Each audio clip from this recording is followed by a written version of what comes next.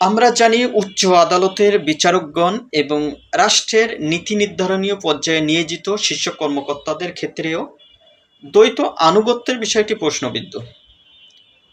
অতীতে বিদেশি নাগরিক হয়েও উচ্চতর আদালতে বিচারক হিসেবে নিয়োগ পেয়েছেন। বিচার বিভাগ যখন রাষ্ট্রের কোনো আভ্যন্তরীণ বা আন্তর্জাতিক বিরোধের নিষ্পত্তি করে, তখন সংশ্লিষ্ট ব্যক্তির একক ও অবিভাজ্য আনুগত্য থাকা অপরিহার্য।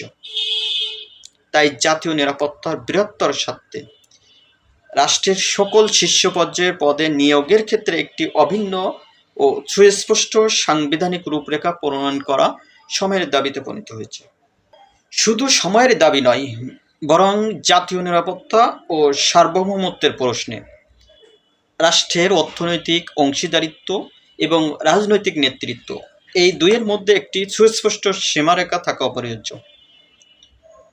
প্রবাসীদের বিনিয়োগ, ব্যবসা ও বৈদেশিক সংযোগের সুযোগ অবধারিত রাখা রাষ্ট্রের স্বার্থের প্রয়োজন।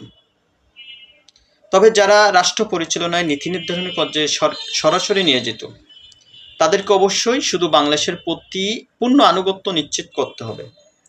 কোনো দ্বৈত নাগরিকত্ব বা দ্বৈত আনুগত্য গ্রহণযোগ্য নয়। একটি স্বচ্ছ, কার্যকরী আইনি কাঠামো এবং প্রয়োজনে সংবিধানের যুগোপযোগী সংস্কারই পারে এই সংকটের স্থায়ী সমাধান দিতে।